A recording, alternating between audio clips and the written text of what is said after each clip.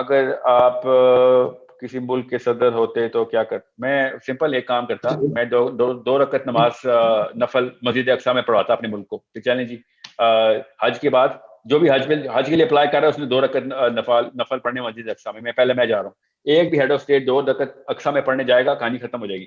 اتنی سی بات ہے, مگر اس کے لیے جو ہمت چاہیے نا وہ قرآن سے آتی ہے, یا وہ بچپن سے بنتی ہے کہ میں نے صرف 2 نفل پڑھنے.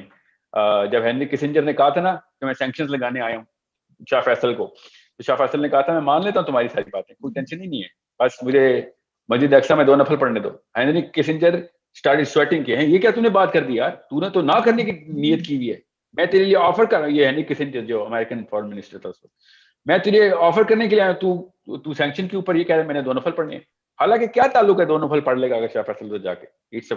It is the biggest statement کہ now we call this as part of our qibla, کہ yeah, this is something which is as important to us because وہاں پہ پھر آپ you conquered it. If your head of state is there, you conquered it literally. So اگر Erdogan میں اتنی وہ تھی, باتیں بہت اچھی آتی ہیں سب کو کرنی, تو جا کے 2 نفل پڑھ لینا مسجد اقصی میں. ہر روز مسلمان پڑھ رہے ہوتے ہیں, کینیڈا سے مسلمان جاتے ہیں مسجد اقصی میں پڑھتے ہیں, آپ کیوں نہیں 2 رکعت نفل پڑھ سکتے؟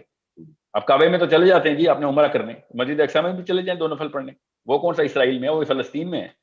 Why can't they go there? Because they know what it means. And that's what I'm trying to tell you, کہ if anyone was with enough faith, کہ آپ مر جانا ہے, میں نے بھی ایک دن, مجھے سمجھ نہیں آتی 70 سال کے بعد ان کو کون سی لالچیں بیٹھی ہوئی ہیں اگلے سال مر جانا ہے. ایک 30 سال کا لڑکا تو چلو پھر تھوڑا لالچی ہوتا ہے کہ یار ابھی پتہ نہیں کتنی لائف پڑی ہے. یہ 80 سال کے بندوں کو پتہ نہیں کون سی لالچی ہوتی کہ نہیں میں مر نہ جاؤں. مسجد اقصی میں نفل پڑھنے سے کون مارے گا آپ کو؟ The safest place for a Muslim leader is مسجد اقصی. اس کو تو اسرائیل خود سیکیورٹی دے گا, کوئی یہ نہ کہیں مر جائے. مگر نہیں, انہوں نے نہیں جانا وہاں پہ نفل پڑھنے. اتنی سی بات ہے کہ جو ان سے ہو نہیں رہی. کوئی مجھے اسی لیے وہی بات ہے نا, ایک عام سے مسلمان کو جس کو تھوڑی سی بھی سیرہ کی سینس ہے, ان کو ان سب کے, یہ مولوی صاحب سے لے کے پولیٹیشین تک کسی پہ کوئی اعتبار نہیں ہے. یہ باتیں ہی ہیں ساری یار, بس اچھی بینر لگا لیتے ہیں اور 1 منٹ کی سائلنس پوری کر لیتے ہیں. So دوسرا کوشچن ہے, why Israel is not feeling the pressure of other countries in spite of being very small state. اسرائیل پہ کون پریشر ڈال رہا ہے؟ یہی تو مسئلہ ہے. اسرائیل کا جو پریشر ایبزاربر ہے نا, شاک ایبزاربر, وہ امریکہ خود ہے.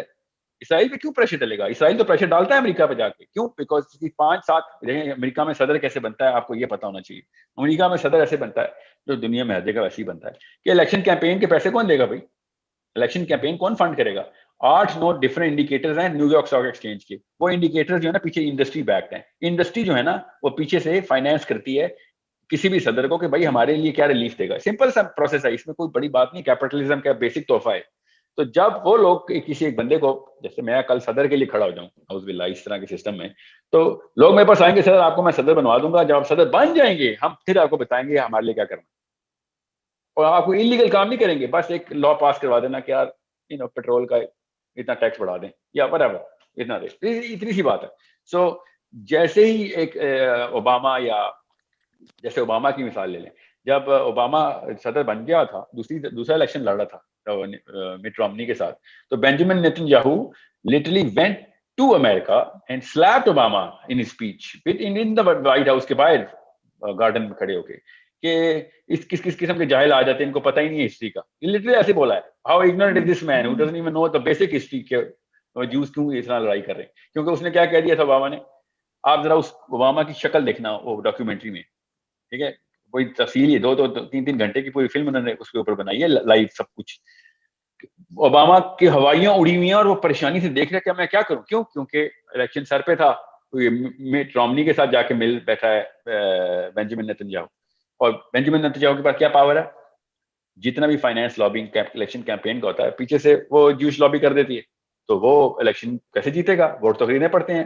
جتنے بھی یہ ڈنر ہوسٹ کرتے ہیں فنڈ ریزنگ کے, وہ تو ٹیبل ایک پلیٹ $8,000-10,000 کی خریدی جاتی ہے کسی کہ وہاں پہ وہ ڈنر پہ آئیں گے اور اپنی طرف سے انڈورس کریں گے کہ یس وی آر ود یو. تو جس کے پاس جتنا ٹلٹ آئے گا مین لابی کا, وہ جیت جائے گا. سمپل. تو اگلے الیکشن کے لیے کر رہے ہوتے ہیں. اس لیے تو میں ڈیموکریسی کے خلاف ہوں کہ یہ 5-5 سال کی ٹرمز دیتے ہیں.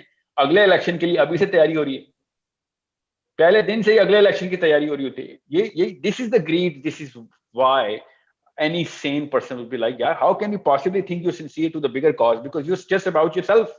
Naturally تو election ہی نہیں جیتے گا اگر اگر تجھے وہ والے فائنینسر ساتھ نہ ہوئے تھے. So this is a problem everywhere. So Israel basically اپنے مومنین کی بنا کے اوپر, جو دنیا میں مومنین پھیلے ہوئے اس کے, ان کی کتاب کے ماننے والے, ان کی بنا کے اوپر وہ پریشر ڈالتا ہے. اسرائیل کو کوئی خاص سیاست نہیں آتی, ان کے اپنے مومنین اپنے کاز اپنی کتاب سے سنسیئر ہیں. 80 لاکھ مومنین ہیں ان کے خالی. ہمارے 1.5 ارب جو ہے نا وہ منافقین. اس لیے کوئی ایک بھی بندہ سر اپنی سوچ رہے ہیں, اپنے بہن بھائی اور اپنے بچوں کو انگلینڈ سیٹل کروں گا میں. ایک پرائم منسٹر آتا ہے اس کو انگلینڈ میں چوری پکڑی جاتی ہے, دوسرا آتا ہے اس کو پتہ نہیں کون سے ملک میں چوری پکڑی جاتی ہے. So the problem is Israelis are all about the book and the nation. Muslims are all about themselves and their families. That's it. خاندانی مذہب اسلام, یہ ہے مسئلہ. ہم نے چھوٹے چھوٹے زائنزم بنائے اپنے اپنے گھر کی باؤنڈری کے. انہوں نے ایک بڑا زائنزم بنایا ایک اسرائیل کے اوپر باؤنڈری لگانے کا.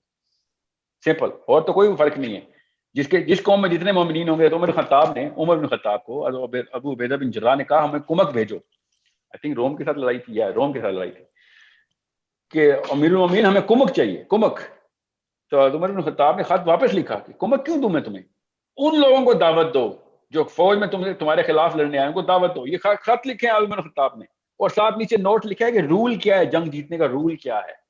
عمر بن خطاب نے کہا کہ دو فوجیں جب جنگ کے لیے آمنے سامنے ہوتی ہیں, تو جس فوج کے گناہ کم ہوتے ہیں اللہ تعالیٰ اس کو فتح دے دیتا. حضرت خالد بن ولید نے جب ابو عبیدہ سے کہا, جب وہ ڈیموٹ ہو گئے تھے نا, تو جب وہ لڑائی کے لیے گئے, تو خالد بن ولید نے کہا کہ میں اکیلا جاؤں گا یہ 6 لاکھ بندوں کے. I am going to be a single person, let me fight alone. تو ابو عبیدہ نے کہا کہ خالد کیسی باتیں کر رہا تو اکیلا کیوں جائے گا؟ تو انہوں نے کہا کہ آپ نے نبی علیہ السلام کی حدیث نہیں سنی کہ جو ایمان سے قاصر ہے وہ مردہ ہے. یہ تو مرے ہوئے لوگ ہیں, میں تو زندہ ہوں. آپ کو پتا ہے 60 بندے ملے تھے ان کو, کیونکہ انہوں نے ایک کی بجائے 6 نیگوشیشن چلی ہے خالد بن ولید کی, 6 ملے گئے 6, اور ابو عبیدہ نے کہا نہیں 6 بھی توڑے ہیں. پھر 60 بندے گئے تھے, 60 بندے پھر کمرے جوڑ کے کھڑے ہو گئے تھے ایک دوسرے کے, تاکہ پیچھے سے وار نہ ہو سکے, اور وہ سرکل بنا کے وہ سرکل فوج کے اندر انٹر ہو گئے. اور انہوں نے وہ درگت بنائی تھی ان کی, جس گنیز بک میں ہوتی ہے, اگر اس وقت گنیز بک ہوتا. ابھی بھی ہمارے پاس کتابوں میں سب ویلیڈیٹڈ وار ہے.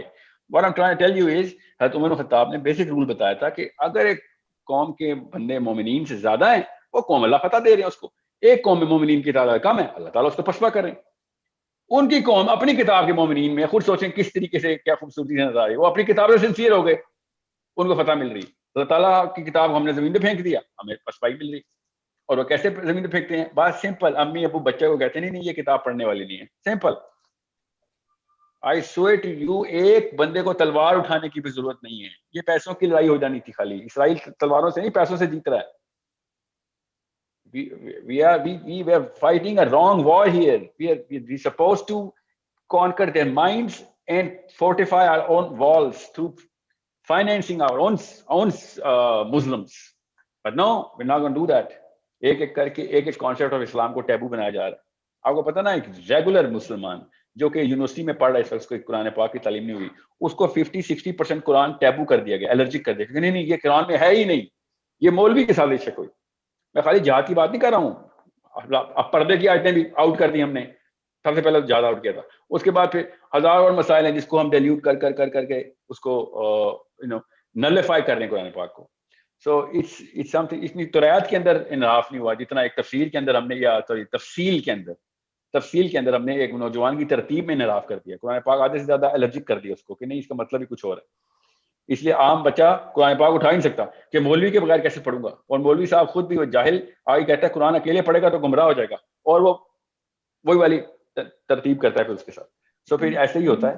یہ قوم ایسی تباہ ہوتی ہے. قوم صرف اور صرف اپنے ماں باپ کی تربیت سے بنتی ہے. قوم فوجوں سے نہیں بنتی. قوم صرف ماں باپ کی تربیت سے بنتی ہے. قوم پیسوں سے نہیں بنتی, ماں باپ کی تربیت سے بنتی ہے. قوم چلتی بھی پیسوں سے ہو, قوم بچ جاتی ہو فوج سے, مگر قوم تباہ صرف اپنے ماں باپ کی تھرو تھی, یا بچ اپنے ماں باپ کے تھرو تھی. If we are not taught the philosophy of Islam, تو پھر ہماری بچیوں کو پکڑیں گے نا وہ آگے فلسطین اور غزہ میں. پکڑیں گے کیوں نہیں پکڑیں گے؟ So it's a bigger problem.